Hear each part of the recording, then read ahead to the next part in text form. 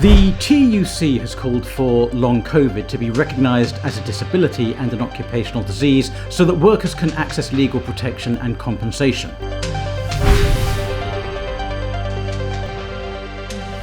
The survey of more than 3,500 workers, all of whom said they had contracted COVID-19, found that nearly a third have experienced symptoms for more than a year, and 95% have been left with ongoing symptoms. More than 3/4 of those surveyed were key workers in either education, health, or social care.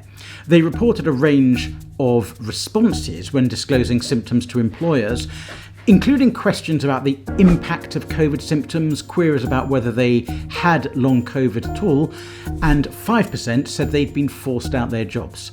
The TUC report asks the government to change the Equality Act 2010 to show that long COVID is deemed to be a disability in the same way cancer, for example, is deemed to be a disability. The survey is unlikely to be representative of long COVID statistics in the wider population, and so should be treated with caution.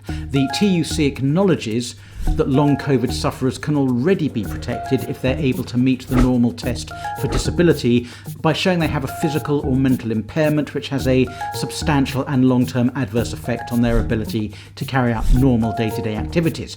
To be long-term, a condition must have lasted or be likely to last at least 12 months.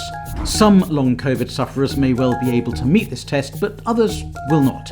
There doesn't need to be a change in the law in order for genuine long COVID sufferers to be protected. In relation to occupational disease, while COVID remains endemic in society at large, it will be almost impossible to establish that someone has contracted COVID from a workplace rather than from, say, the pub, a football match, a friend's house, or their kids' friends coming over to play.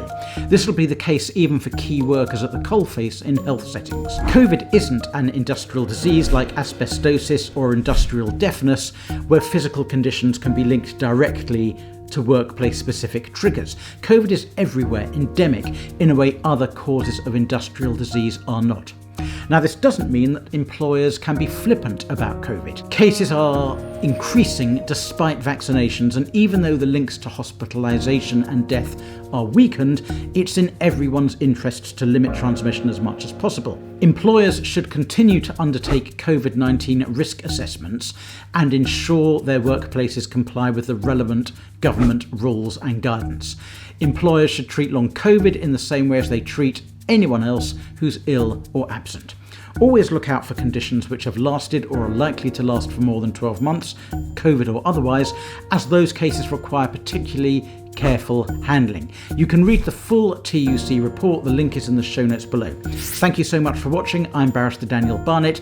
Please do subscribe and click the notification bell if you want to get notified whenever I upload a new Legal Explainer video. Here is a video I think you might like, and here are some more videos on employment law. Bye bye.